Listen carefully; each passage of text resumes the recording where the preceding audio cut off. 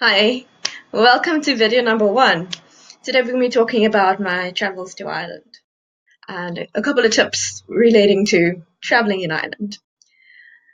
I don't plan to cover everything in this video, but I'll cover a little bit and then I'll have a few other videos answering questions and any other future tips. Okay, so with regards to Ireland, as a South African, we're allowed to travel to Ireland and stay there for a period of 3 months. Now, you must remember that Northern Ireland is also a part of the island of Ireland, and there are no hard borders. So you can basically drive with your car or take the train straight up into Northern Ireland very easily after your 3 months are up, and probably come back, but of course that would be illegal. Um, so, because Northern Ireland is part of the United Kingdom, whereas Ireland is the Republic of Ireland and it's its own country. So, things may change after Brexit. We're not sure where everything is. I've been keeping an eye on the news. But basically, to give you an idea, I'd stayed quite close to the border at one point because the border obviously is quite a long border. And so there are towns and cities divided in half. You know that one town can be half in Northern Ireland and the other part of the town would be in Ireland. So that's what the border situation is like. Um, so they could be splitting towns up in two, which would be very strange. Um, so, for example, I was in my little town, and if I ran 8 kilometers down the road, I would pass into Northern Ireland, and so that's what I did. I have pictures where I ran with the dog, and I ran 8 kilometers one way and 8 kilometers the other way, um, and that I think was the closest border to where I was staying at the time. So it is interesting with that situation, with us having 3 months in Ireland as South Africans, and many other countries do have a similar situation. So just have a look into what your country's relations with Ireland are. Um, but yeah, so that's the one thing. So I could spend 3 months in Ireland, and we went in the winter. So many people don't suggest going in the winter, and people talk about rain a lot online. I did a lot of research before, and it kind of put me off, but I went anyway.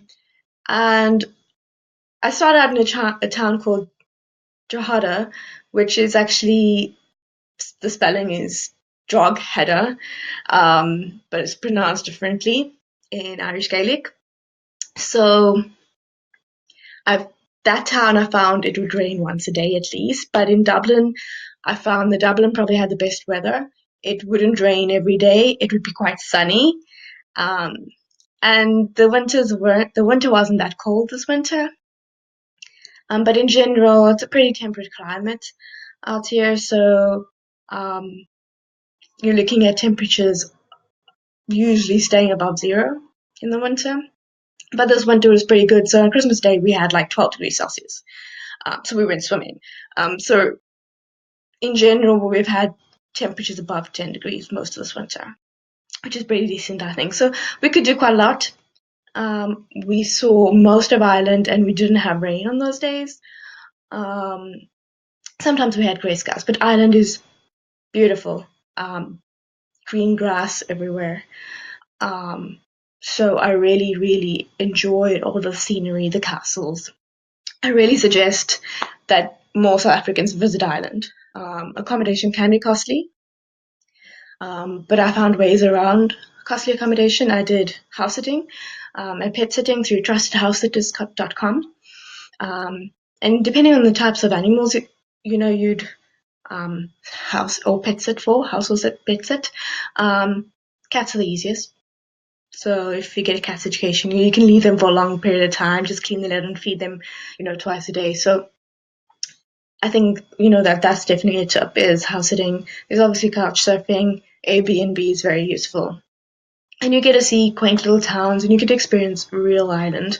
I didn't feel that Dublin was real Ireland because it's just so cosmopolitan. There's so many people coming in from all around the world that live in Dublin.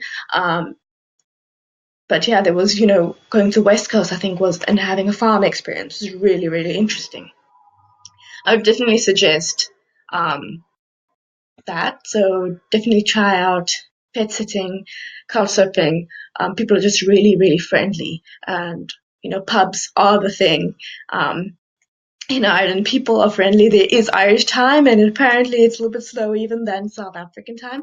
African time, um, being what I thought was slow, or people would arrive 30 minutes later.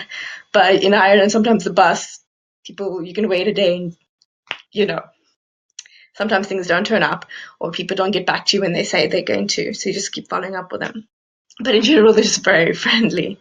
So those are a couple of tips that I have, that traveling in the winter is, although like the ferries won't be on in some cases in Galway when you go to the Cliffs of Moher, um, everything else is going, um, and you're going to get cheaper rates. You're going to be able to. You don't have the tourists coming in from the United States. A lot of people come in during the summer, and then you obviously have higher charges because it's peak season, and you're also probably not going to get bookings, just because everything gets so fully booked. We could book, a day or two before, and we could go. Um, Public transport on the west coast of Ireland wasn't that great. It was okay, but it could be really late. Public transport in Dublin is amazing. It's efficient. There's a train, the tram, the bus, and you can walk quite a bit of Dublin.